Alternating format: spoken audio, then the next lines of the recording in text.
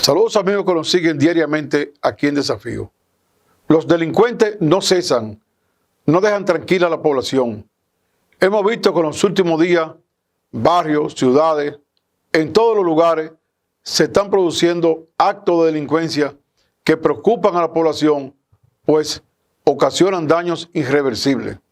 Por eso, en el día de hoy, vamos a tener con nosotros a un experto en seguridad ciudadana, una persona que conoce bastante, no solamente de lo que son las leyes, las disposiciones, las normas, sino también de la intríngulis de lo que es la delincuencia en nuestro barrio, en nuestras ciudades. Está con nosotros aquí ya, e iniciaremos inmediatamente, el politólogo, experto en seguridad ciudadana, Daniel Pou Suazo.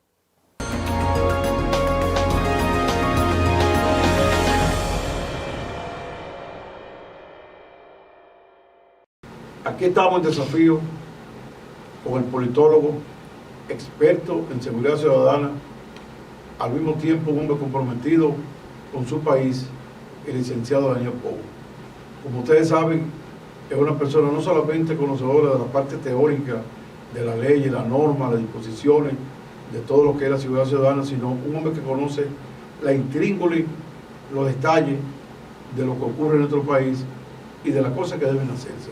Buenas noches, amigo Daniel. Buenas noches, don Adriano. Bueno, complacido de estar después de algunos meses ausente por aquí de nuevo. Había abandonado su programa. Sí. Estoy comprometido con el público a que conversemos de vez en cuando para orientarlo. Ya me habían llamado algunos amigos y me dijeron, sí, bueno, Adriano parece que te perdió el cariño. Le digo, no, es que él está en otros temas ahora. No, y que yo siempre he querido, porque esto es un tema de nunca acabar, el tema de la seguridad. Me decía una persona a mí que la seguridad cero en ningún país, en ningún sitio se va a lograr. Por tanto, el tema vamos a tener que tratarlo siempre. Y sobre todo, en unos tiempos donde el delito es tan dinámico, cambia las diferentes maneras. Porque la gente cree que solo es delito cuando se asesina a una persona. No, hoy en día tenemos una gama de delitos que los códigos penales del mundo hay que actualizarlo cada año, porque aquí quedan desactualizados por la cantidad de delitos y modalidades. Señores, el mundo del delito es la empresa más rentable que hay sobre la faz de la tierra. ¿Sabes que hace tiempo con un amigo mío lo atracaron? Fueron a la casa y quien preparó todo eso fue un preso que estaba 30 años en Moca. Es decir, los delincuentes tienen tiempo para pensar en qué hacer. Y te toman de sorpresa, que es lo que... Daniel, hemos visto en los últimos días o semanas que hay una queja de la población en términos de que la delincuencia como que se ha hecho sentir más, diríamos nosotros, sí. Y vimos incluso en la semana asesinatos de militares, como el caso del marino de la Núñez y otro caso. Entonces eso preocupa. ¿A qué se debe? Porque como que de vez en cuando sube el pico. ¿Qué es lo que ocurre? Sí, justamente. Como hemos hablado anteriormente, en República Dominicana tenemos una deuda con el tema de la seguridad ciudadana histórica. Y solo hay que ver las estadísticas delictivas y de violencia. Aquí hay un grave problema y es que se confunde la violencia sistémica social que hay con el problema de la violencia delictiva. Son dos ámbitos diferentes.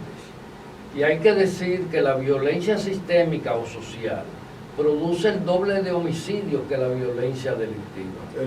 El doble, sí. La violencia social produce entre el 64 y el 66% de los homicidios. ¿Y cuál es la violencia social? Esa que se produce por motivos de la convivencia, la incapacidad que hemos desarrollado para poder resolver los temas de la cotidianidad por la vía del diálogo, los feminicidios, esas situaciones que se dan entre familias, a veces por temas de herencia, por temas de intereses, y hasta el roce de un vehículo ocasiona muertes en este país, con una frecuencia que nosotros no nos imaginamos, porque la prensa no tiene la capacidad de cubrir todas las fuentes a la vez de ese tipo de situaciones. Pero esa es la violencia para mí más preocupante, porque es una violencia difusa, más difícil de usted poder mitigar. Y sobre todo porque obedece a tantas causas, pero sobre todo hay un aspecto que es el más ponderable que para mí, y es cuando se convierte en una cultura del ciudadano, en una cultura del ciudadano. Claro, cuando tú haces y tomas esos elementos de violencia social con violencia delictiva, haces un highball, lo bate todo y la percepción es que el mundo se está acabando. Violencia delictiva, sí, tenemos picos de violencia delictiva, pero nosotros hemos tenido situaciones más terribles, como la del año 2005, cuando alcanzamos niveles de violencia que llegamos a tener una tasa de homicidio de 26.56 homicidios por cada 100.000 habitantes. Hoy en día estamos entre 10 y 11. Entonces, hay que marcar la diferencia. ¿Y qué pasaba en aquel momento? En aquel momento había una transformación del delito. En el 2005 se hace el lanzamiento del Plan de Seguridad Democrática, que tenía un estudio diagnóstico muy bueno, muy interesante, tenía un interesante diseño, pero que después de invertir durante 7 años miles de millones de pesos, ese plan que pretendió ser una política de seguridad pública y no lo fue, porque dejaron al Ministerio de Interior y Policía solo. Luego el Ministerio de Salud Pública abandonó el plan, el sistema educativo nunca fue parte del plan, y el delito hoy en día tiene múltiples abordajes. Entonces el Ministerio de Interior y Policía, en ese momento con tu amigo, el doctor Franklin Almeida Rancière, intentó por sí solo llevar hacia adelante ese proceso. Y lamentablemente cuando llegue el año 2012, de 26.56 homicidios por cada 100.000 habitantes, estamos en 24, después de una inversión cuantiosa de dinero. Y dicen, bueno, los atracos bajaron, esas cosas sí, pero los atracos no los bajó el Ministerio de Interior y Policía, ni ninguna política. Los atracos los bajó todos esos delitos menores, el hecho de que empieza a producirse una modalidad que es nueva delictiva, que es el microtráfico. Y el microtráfico se convierte en una actividad altamente rentable, se adueña de los barrios y empieza a reclutar a esos muchachos, para llamarle de alguna manera, esos podríamos decir delincuentes en ciernes, empieza a reclutarlos y los pone a ganar dinero sin tener que salir a atracar, porque ellos se convierten en los delivery de los puntos de droga. Es una dinámica muy particular dentro del contexto de América Latina que se da en República Dominicana. Pero los jefes del microtráfico lo primero que hicieron fue pacificar los barrios. Como señores de horca y cuchillo, establecieron que los barrios se tenían que pacificar. ¿Por qué? Porque ellos necesitaban ofrecerle seguridad a su clientela. Punto de droga en este país deja una cuantiosa suma de dinero de beneficio, tanto que incluso le paga hasta protección a la policía. De hecho, es tan así el nivel de penetración que tuvo el microtráfico o ha tenido el microtráfico en la policía, que una decisión de este gobierno fue disolver el DICAN. ¿Y por qué lo disolvieron? ¿Porque eran buenos? ¿Porque eran eficientes? No, porque sencillamente eran la quinta columna del microtráfico. Pero eso no se acaba ahí, porque la mayoría de esos policías han ido a formar parte de otras unidades. El mismo director debe estar preso todavía. Hay un director preso, ya por otras operaciones de mayor magnitud. Una persona que lo habían puesto como director, habiendo estado implicado una vez anteriormente en temas de tráfico de drogas. Lo que pasa es que aquí se apuesta mucho al olvido. Entonces, mi querido amigo Adriano, hoy en día nos vemos con un pico, producto de que el actual gobierno está empezando a tener algunas experiencias con políticas para tratar de mitigar y prevenir el delito, pero, señores, cualquier estrategia que se trace, Adriano, para usted decir, bueno, el Estado va a recuperar el control de las calles, de los espacios públicos. Ahora mismo quien tiene el control del espacio público no es el Estado, son los grupos criminales. Porque las estructuras del microtráfico dependen de estructuras del crimen organizado, que son estructuras pensantes con estrategias muy bien diseñadas. Y hay que ver que ellos se han ganado la confianza y el acogimiento de la gente que vive en los barrios, porque ellos llevan políticas sociales donde el gobierno no llega.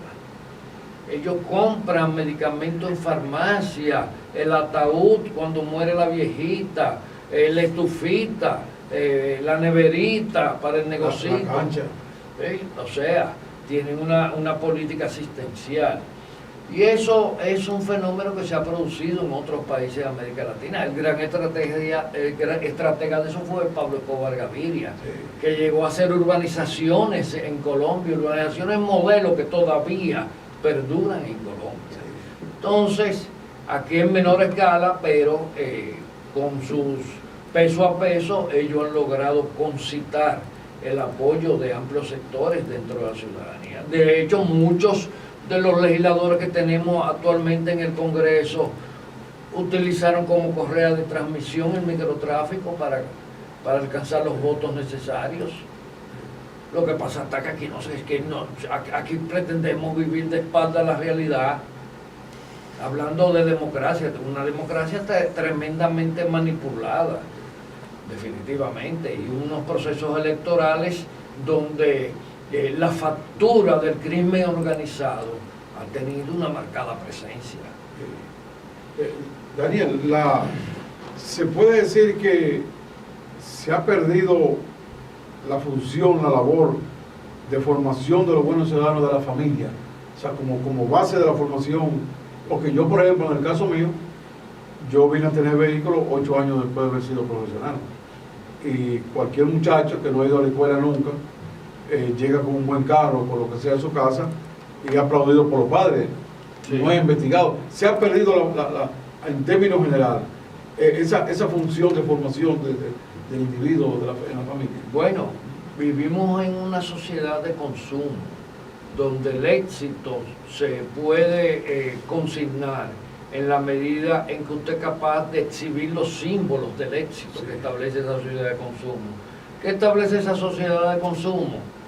Nada, usted poder adquirir productos de lujo, como carros, como consumir bebidas y alimentos que suelen ser suntuarios, como utilizar ropa de la última marca, de la marca más prestigiosa, y el que no logra eso es un fracasado. El conocimiento, el mérito intelectual en esta sociedad, eso está mandado a guardar. Porque fíjate a ver, cuando tú ves lo que es la clase política dominicana, la mayoría de esos políticos se destacan por ser intelectuales, como lo era Hugo Tolentino Díaz, como lo eran una serie Franklin Franco, ni se parecen. Y usted y yo que vivimos esa época, sabemos que incluso los que no eran profesionales, hoy en día son personas que son referentes obligatorios del mundo intelectual. Pero imagínense, un país donde la política la monopolizan gente que se dedican a las bancas de apuestas, a vender gas, a tener dealers de vehículos. ¿Usted cree que la política puede caminar por un buen sendero? Y esto se refleja, se irradia en el resto de la sociedad. Pero, como usted bien decía, estamos en un pico. Pero estos picos se explican en la medida de que todavía no hay una política consistente. Yo le decía a una persona muy allegada al presidente que la estrategia para realmente instalar un régimen donde haya una seguridad que no sea producto de la casualidad, que sea una seguridad consistente con cifras, con monitoreos de los indicadores, que le digan a usted que vamos progresando, que vamos ganando el territorio. Eso es un proceso que se lleva 6 años por lo menos. O sea, pasará Luis Abinader, pasará el que venga luego de Luis Abinader y no va a pasar nada. Danilo tuvo 8 años ahí y tuvimos un Ministerio de Interior y Policía que no sirvió para nada, que sencillamente se dedicaba a cobrar permisos para porte y tenencia de armas de fuego y todas las demás impuestos que cobra ese ministerio. Pero ¿hubo alguna iniciativa? Ninguna. Al contrario, el ministro que tenía Danilo ahí se ofendía cuando uno le hacía cualquier sugerencia. ¿Por qué? Porque ellos exhibían cifras. Mira, tomamos el poder con 24% de tasa de homicidios. Pero ¿quién bajó esa tasa de homicidios? Díganme qué se hizo diferente para bajar esa tasa de homicidios. No fue el gobierno de Danilo Medina, fueron los mismos delincuentes que bajaron la tasa de homicidios. ¿Por qué? Porque la gente cree, tiene la idea errática de que el delito moderno es un delito de muerte. No, el delito moderno es un delito de rentabilidad. Después del negocio de la industria petrolera y hidrocarburos y la industria farmacéutica, el negocio más rentable es el de las sustancias prohibidas, cocaína, heroína, anfetaminas, etc. Más rentable a nivel mundial. Entonces, ¿ellos quieren violencia? No. Tú no te vas a meter en un barrio a comprar 5 gramos de cocaína con la amenaza de que te puedan disparar. No. Los señores de la cocaína son los que han impuesto su ley. Ahora estamos en una situación de crisis económica, hay una situación donde ha habido mucha pérdida de empleo en el sector informal, no se tiene ni siquiera cuantificada, porque solo se habla del empleo formal en un país donde el 66% del empleo es informal. Entonces usted me habla del otro 44% del empleo, no menos, del 36%, que son los que cotizan en la tesorería de la Seguridad Social, pero eso es la mitad del empleo. Entonces, en una situación actual, a pesar de que el país se va recuperando, pero muchos negocios de esos que utilizan mano de obra informal cayeron de bruces y no tienen posibilidad. Imagínense, pagando ITEVIS sin cobrar factura, porque se emiten la factura, pagando anticipo fiscal. Eso es un drenaje para el pequeño. Pagando financiamiento posiblemente. Pues pagando financiamiento de tarjetas de crédito. Porque la mayoría de esas pymes y mini pymes, todas esas pymes, se financian con tarjetas de crédito. Eso ha creado una crisis económica que incluso ha impactado muy fuertemente a un sector de la clase media. Con tu permiso, amigo Daniel, vamos a una pausa para seguir aquí conversando con un hombre comprometido con su país, un hombre dedicado a lo que son sus aportes para que mejoremos nuestra seguridad ciudadana y por tanto prácticamente la vida entera, la económica, social, cultural. Daniel Pou es politólogo, consultor internacional y nacional y al mismo tiempo en cierta medida es una persona que ha venido aportando al país. Vamos a la pausa.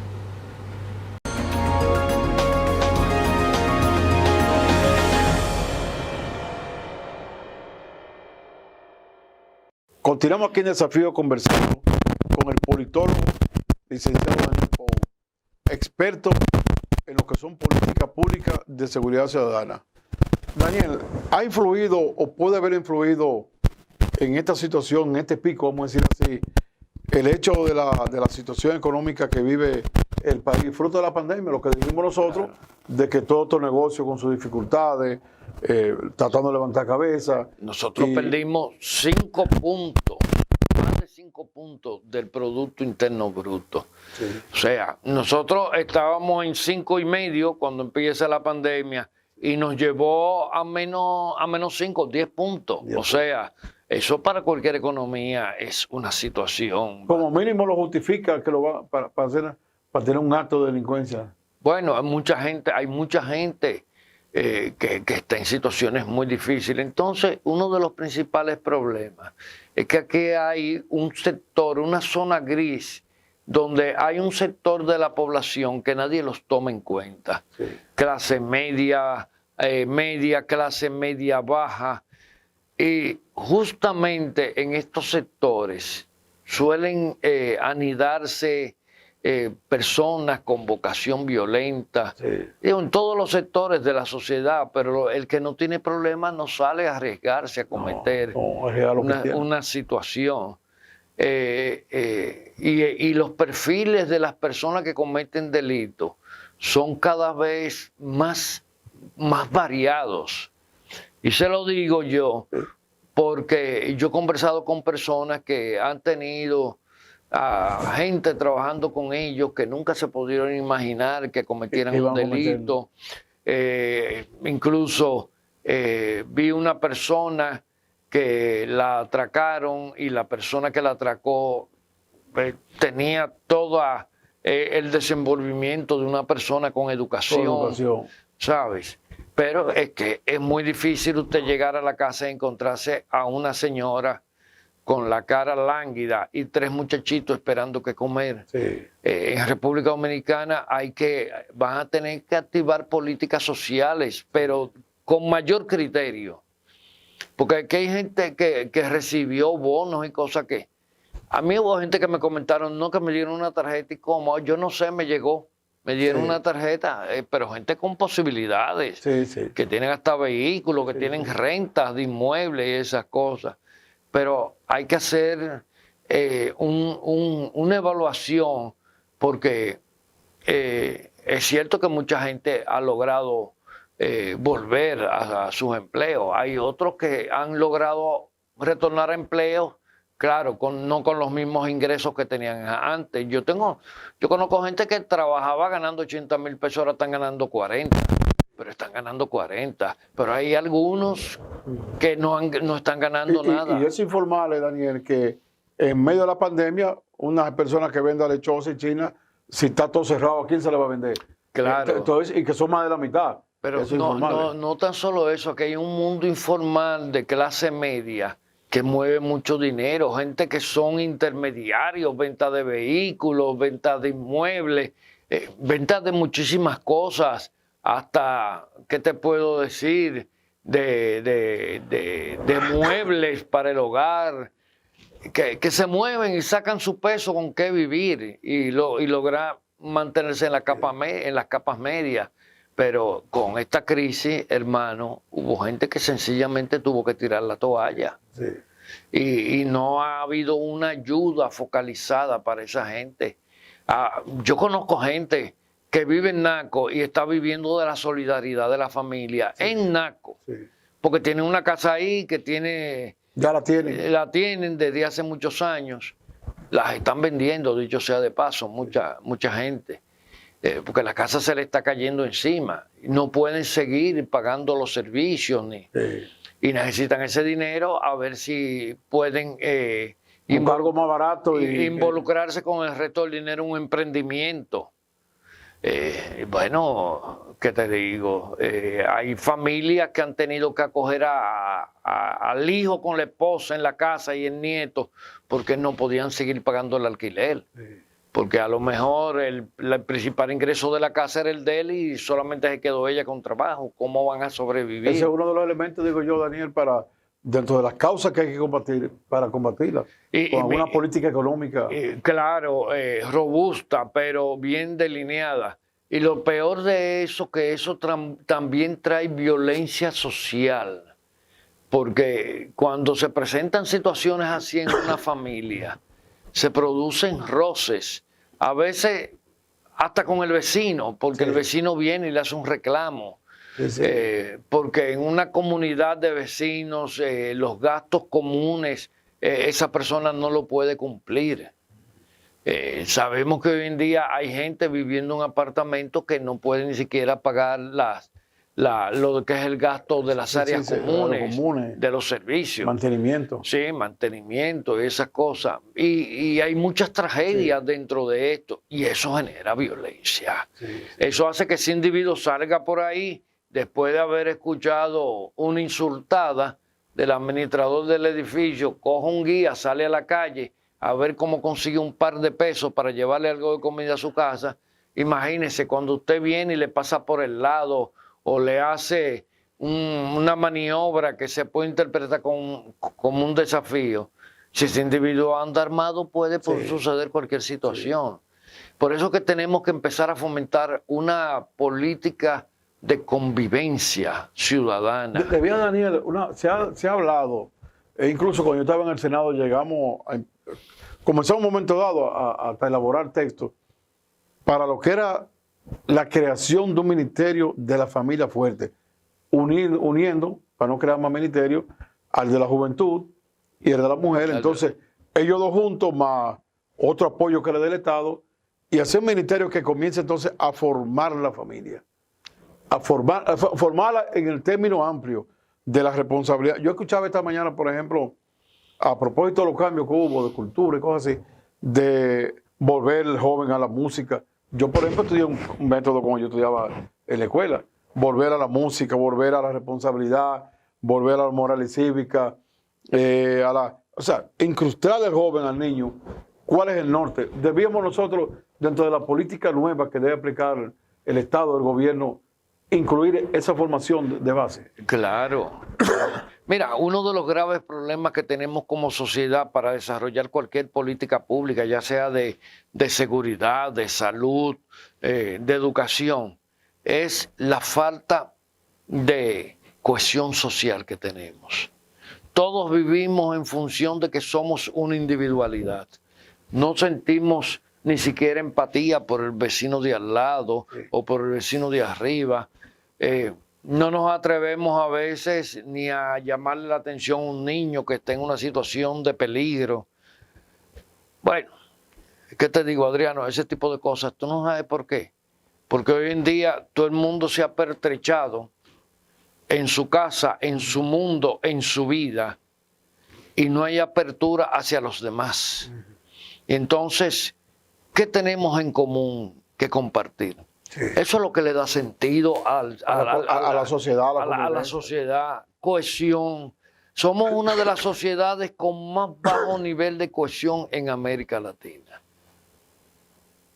A veces yo cojo una pala y me pongo a limpiar la cuneta, a sacar la tierra. Yo compré una ferretería de esa pala para limpiar la cuneta. ¿Y debe sentirse contento el vecino cuando ve eso? No, hay gente que te mira como un ser extraño. Sí. Y yo pongo mi funda, recojo eso, tal, y incluso le tengo que dar dinero a la gente de la basura para que se la lleve, porque eso es otra cosa, que hay que darle dinero, aparte de tú pagar el servicio, hay que darle dinero porque si no, no se la lleva. Que se la lleve. Sí, yo pago incluso ya a trabajadores que hacen limpieza en el entorno de mi casa, y bueno, y si la vecina de al lado le veo que está un poquito, vecina, voy a... Tú sabes, porque hay que tener la delicadeza de hacerlo, pero vivir y compartir espacios con personas que tú no sabes si tienen tu propio nivel cultural, etcétera, se hace bastante delicado. Yo te puedo decir que por una situación de tener unas propiedades en algunos apartamentos de Piantini, Naco, Bellavista, esos grupos, yo he visto gente ofendiéndose de la manera más descarnada posible, pero que viven puerta con puerta al frente, en el chat del grupo, desconsiderándose. Uno contra otro. Y tú dices, ¿y cómo tú te puedes levantar y ver al vecino al otro día? Al que tú ofendiste. Al que tú ofendiste innecesariamente. Sí, es una cosa Yo pienso que este mundo la gente tiene que, tal y como tú dices, saber que el respeto, como dice Benito Juárez, al derecho ajeno, esa es la paz. Y también a la tolerancia. Porque puede ser un vecino puede cometer un error y usted en vez de pelear lo llama y cuando viene a ver sale más abrazado que antes. Yo estaba hablando en estos días, que por cierto llegó al país antes de ayer, con el doctor Erasmo Lara, que fue dominicano, pedagogo, psicólogo, un intelectual acabado, que fue oficial de operaciones de paz de Naciones Unidas durante 30 y pico de años. Y estamos trabajando en un proyecto. O sea, yo estoy trabajando en un proyecto, pero hay un tema. Tú nunca vas a lograr realmente instalar una política de seguridad ciudadana si tú no trabajas el tema de la violencia sistémica. Sí.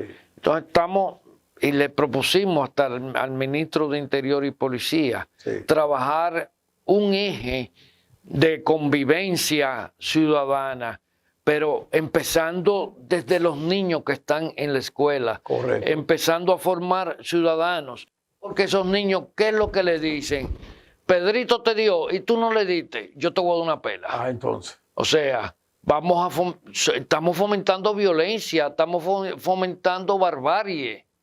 Y tenemos que empezar a desarraigar esas prácticas. Señores, ya el mundo no es del que tiene mayor capacidad de violencia, sino del que tiene mayor capacidad de pensar y de ayudar a transformar este mundo. Y Erasmo llegó, hoy lo tengo que llamar para juntarnos, porque él tiene una experiencia interesantísima, ha brindado su ayuda de manera espontánea al país. Diversos países. Y entonces, claro, él ha trabajado en todos los países donde ha habido conflictualidad, de guerra y de confrontaciones sociales. Y una de mis propuestas es que el Ministerio de Educación tiene que desarrollar, pero un plan importante, un eje transversal de formación ciudadana y de convivencia. No podemos continuar como salvajes. Ahora vimos recientemente en la Cruz Roja Dominicana dos grupos de individuos entrarse a garrotazos para defender una persona que quiere ser directivo y que dice que le corresponde y el otro. Señores, en la Cruz Roja Dominicana, la institución más alta que tiene el universo en lo que es promoción de la paz y del respeto a la integridad del ser humano. Individuos bañados en sangre, en las instalaciones de una institución. Señores, qué vergüenza. Eso sale ahora a nivel mundial, de que por una disputa, que yo le veo mala intención, porque la Cruz Roja maneja muchos recursos, pero por una disputa por dirigir la Cruz Roja, yo no creo que sea por trabajar más, sino por manejar los recursos de la Cruz Roja. Un grupo de hombres dándose garrotazos, no sé si usted lo vio en la prensa. Yo lo vi. Una vergüenza para República Dominicana. Yo pensé, ¿cuánta falta hace doña Ligia, que mantuvo tantos años tranquila? Sí. Y creo que Rojanina tuvo una vez, me parece. Antes lo que sucede es que la Cruz Roja no puede estar a expensas de una persona. No, porque entonces ocurre eso. Cuando falta. Y la civilidad, señores, de nuestro país no puede estar en un punto tan crítico, tan bajo, tan ultrajante como lo está hoy en día. Entonces, todo este cóctel de violencia que tenemos en República Dominicana, esas imágenes de individuos dándose garrotazos, todo con un individuo en el piso, con la cabeza abierta, brotando sangre a borbotones y venir con dos garrotes a rematarlo en el suelo. Eso es un acto de barbarie, señores. O sea, la gente se preocupa mucho por la violencia delictiva, yo lo entiendo, pero a mí me está preocupando más la violencia social. Mucho más me está preocupando. ¿Por qué? Porque la violencia delictiva recibe sinergia de la violencia social. Daniel, hay una preocupación por Haití. De hecho, hace como un mes me informaban algunos amigos de Pedernales que penetraban de esos grupos y hacían incluso algunos secuestros menores, pero yo conozco por el lado de Elías Piña, Sí. que en el lado de Veladero de aquel lado, las informaciones que hay bandas, incluso colombianas, llaman ellos. Entonces, veo ahora que Estados Unidos se preocupa hoy, el presidente habló también. ¿Hasta qué punto debemos nosotros preocuparnos de que esa banda, que están tan organizadas, que el día pasado, después del terremoto, dijeron, vamos a darle un chance para que vengan las ayudas? Porque tienen dominio del territorio. Tienen dominio. El Estado no tiene ¿Hasta, dominio. hasta qué debemos nosotros preocuparnos? Que nos dañe más nuestra seguridad. Eso tiene que ser una prioridad uno antes del actual gobierno. Y para eso hay que implementar fuertes estrategias de inteligencia. Porque eso no se combate solamente con una confrontación militar de disparo. Claro, la violencia, la frontera tiene que estar en un monitoreo constante, con personal calificado y confiable, porque si perdemos el control de lo que es no tan solo la migración, porque en eso lo hemos perdido mucho, pero si perdemos el control de lo que es el delito en la zona fronteriza, eso podría ser nefasto para el país. Sí, porque estoy viendo eso y estoy viendo también ya por el lado de ellos que dominan allá y están fuertemente armados, y nuestra frontera son 381 kilómetros, del cual hay muchos sitios de loma que es imposible cubrirla, porque claro. yo lo comprendo, y muchas veces yo lo que he pedido es más recursos para que tengan más comunicación, mejor equipamiento, porque los militares los tenemos y los policías también. Yo lo que creo que la frontera tiene que ser custodiada por una fuerza diferente a las Fuerzas Armadas. Las Fuerzas Armadas pueden estar en segunda línea. Diferente dominicana.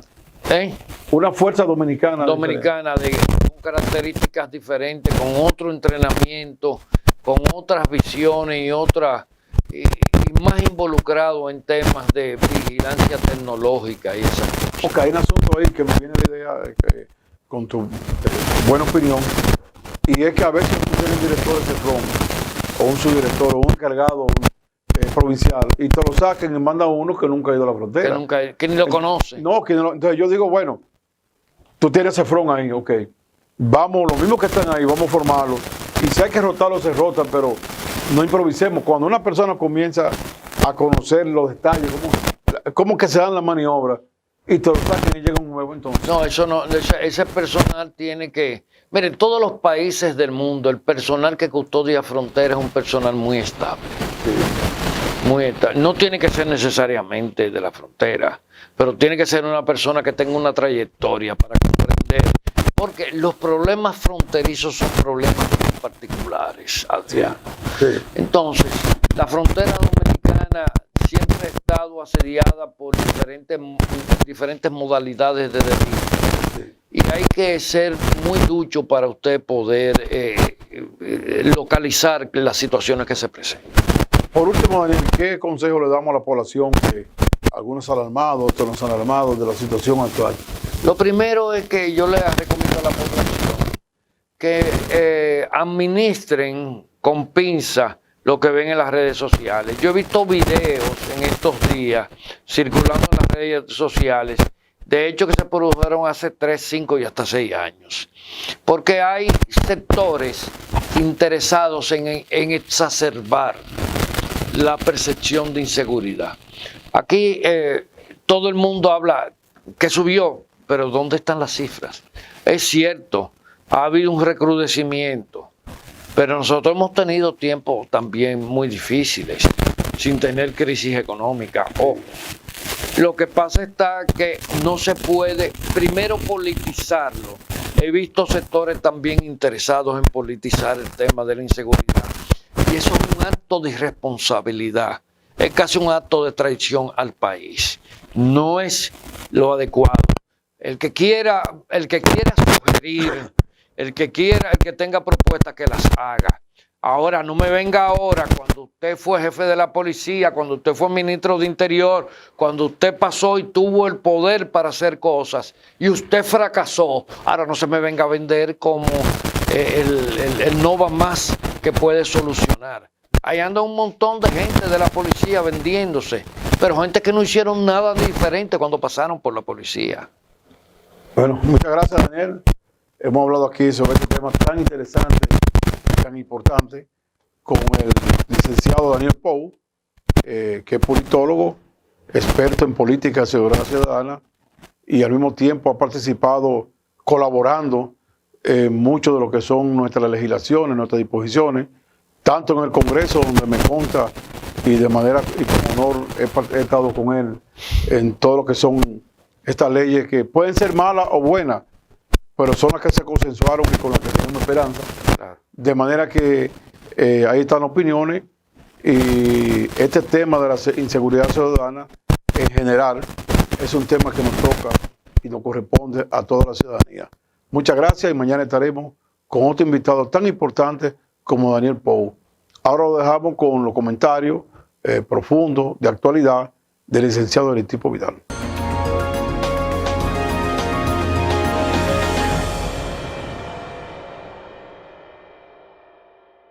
Buenas noches, dominicanos. Qué bueno reencontrarnos con ustedes en este segmento final de su programa Desafíos por esta Digital 15 y por Telemicro Internacional, donde están los dominicanos fuera del país. En este segmento con su servidor Aristipo Vidal, buscando comentar con ustedes la actualidad de la República Dominicana y cuando sea de fuera, siempre y cuando le interese al pueblo dominicano. Comenzamos con el COVID-19. Es un tema que estará vigente durante un buen tiempo más. ¿Cuánto? No lo sabemos. Hay que esperar que el mundo venza al COVID. El mundo. ¿Por qué el mundo? Bueno, porque nosotros somos parte de él y esta es una pandemia, que quiere decir una epidemia mundial. Tal vez cuando se vacune 3/4 partes del mundo, podamos comenzar a ver que el COVID está desapareciendo. Mientras tanto, no es así. Aquí llevamos 4,000 y tantos muertos, fallecidos, dominicanos que se nos han ido de al lado, de los cuales muchos conocemos, usted y yo. De manera que para prevenir que vayamos a acompañarlos, vamos a vacunarnos. Usemos la vacuna que es nuestra, la vacuna contra el COVID, la primera, que mucha gente aún no se la pone. Mucha gente, aunque usted no lo cree, aunque usted encuentre los centros de vacunación vacíos, como lo encontré yo el pasado martes, hace justamente hoy una semana, vacíos, con muy poca gente acudiendo, muy poca. De hecho, cuando llegamos mi esposa y yo, no había nadie. Después llegaron 2 o 3 personas más. Bueno, pues resulta que esa vacuna es nuestra. Póngase urgentemente mañana, miércoles, la primera dosis. Al mes, más o menos 4 semanas, que le dice la tarjeta que a usted le van a dar, póngase la segunda dosis. Y luego, 2 o 3 meses después, si usted quiere hacerlo, se pone la tercera, porque hasta ahora, hasta hoy, las autoridades mundiales de salud no han hablado de tercera dosis. Algunos países ya están buscando implementarla, pero aquí, si usted no se ha puesto la segunda, no piense en tercera. Lo primero que hay que hacer es ponerse la primera. Que por cierto, con los 16 millones de vacunas, todavía no sabemos qué van a hacer, porque aunque ya dijeron que se van a donar 500,000 dosis, óigame, no es todavía ni siquiera el 5%, correcto, de esas 16 millones de dosis compradas de más. Alguien me dijo ayer, no, es que ordenaron la Pfizer y la AstraZeneca y la, como se llamen, y no venían. Entonces se desesperaron y buscaron a China. Ajá. ¿Y por qué no cancelaron esos contratos? Porque alguien, no sé quién, algún día lo sabremos, tiene algún tipo de beneficio en esos contratos. 9.000 millones de pesos en vacunas, en dosis adquiridas de más en la República Dominicana. Que Guatemala reciba 100.000 dosis, muerte de risa, perfecto. O cualquier otro país, pero no era para eso. La República Dominicana, mucho menos en una crisis económica como ha desatado la pandemia, una crisis económica desatada por la pandemia, no está en condiciones de regalar nada. Pero bueno, algún día le explicarán.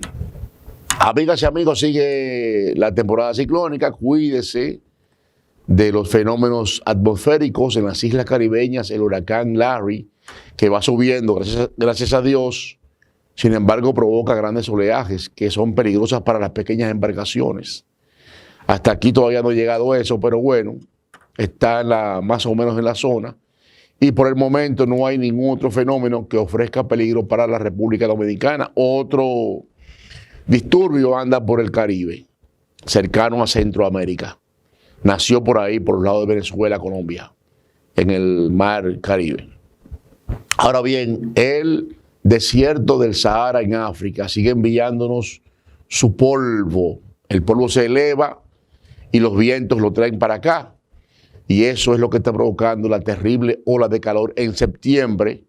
Hoy estamos a 7. En septiembre, una terrible ola de calor que eleva la sensación térmica de la persona, o sea, lo que usted siente en su piel como calor, casi a 40 grados.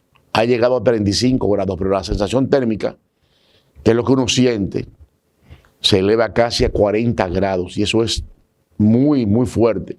Combátalo con agua, mucha agua y mucho líquido, sobre todo jugos naturales. Al que hace ejercicio, agrega una bebida que tenga que ver con la reposición de líquido y de sales en su cuerpo, que eso es positivo. Amigas y amigos, la sensación que tiene mucha gente en la República Dominicana es que no tenemos gobierno, así como usted lo oye, o por lo menos que el gobierno está solo ahí para cobrar su sueldo, los funcionarios. En primer lugar, el presidente de la República dice que el plan de seguridad para vencer la delincuencia, la criminalidad y la violencia es a 2 años. Imagínese usted que sale a la calle, que está en su casa o su vehículo está en el parqueo, como vi un video del domingo pasado, que un delincuente se saltó la verja de una torre residencial para buscar una batería que parece que él la dejó guardada ahí, en un vehículo, y se la llevó. O se metieron en un negocito en María Auxiliadora que reabría con toda la gente adentro y los encañonaron y los amenazaron, hasta niños había, y se llevaron todo lo que quisieron llevarse. O la cantidad de asaltantes que atracan a plena luz del día. Ayer asesinaron a un oficial de la Marina, llamada ahora Armada. Ayer, que por cierto, el pobre hombre tiene un sueldo de cebolla, como dijo una vez un policía, porque lo hace llorar el sueldo cuando lo ve. Y estaba siendo de mensajero de una empresa. Y lo asesinaron para robarle no solamente los valores que pudiera tener, que no sé cuánto se llevaron, lo que sea, lo asesinaron, es lo importante. Y le dieron también tiros, balazos a otra persona que andaba con él, también mensajero de la misma empresa. Todos los días, el ministro de Interior y Policía, aparte del plan que dijo el presidente, que nadie lo conoce, porque ni el ministro ha hablado de eso. El ministro ha hablado de Mi País Seguro, con un plan piloto en Cristo Rey, que seguro usted dice que está yéndole bien en ese plan piloto, pero Cristo Rey es un barrio de la capital, importante, claro, populoso. Pero el país son 48.448 o 42 kilómetros cuadrados y miles de barrios. No un solo, miles de barrios. Y el ministro dijo que no hay cuarto, que no hay dinero, que no hay presupuesto. De acuerdo con el senador Iván Lorenzo, vocero de la bancada del PLD en el Senado de la República, el presupuesto del interior fue inicialmente más de 4.000 millones de pesos y con el suplementario se le pasaron 2.000 y pico de millones de pesos más de 6.000 millones de pesos. O sea, no se lo están dando entonces. Y el plan Giuliani, ¿dónde está, señor presidente? El que usted dijo que era la panacea, la solución de los problemas de delincuencia, criminalidad y violencia en República Dominicana. ¿Dónde está? Es dentro de 2 años que veremos a los delincuentes bajo control. Entonces el ministro de Defensa, un hombre que entiendo serio, dice que no hay forma de parar, la migración haitiana. Estados Unidos dice que las bandas, el llamado G9 de Haití, están aquí y advierte a sus ciudadanos y sus visitantes a tener cuidado con estas bandas de criminales haitianos. No podemos con las bandas nuestras, no podemos con la delincuencia. Según el ministro del Interior, no hay forma de enfrentarla. El presidente dice que dentro de 2 años. Pero el jefe de la policía, hoy llamado director, dice que esos asuntos han bajado de un 24%. Es decir, que es mentira lo que dicen los obispos. Es mentira lo que dijo el sacerdote anglicano frente al presidente. Es mentira lo que dicen todos los comunicadores del país. Lo que dicen los videos. Son actores y actrices. Todo eso es mentira. Lo que dice el propio presidente para el jefe de la policía o director de la policía. Todo eso es mentira.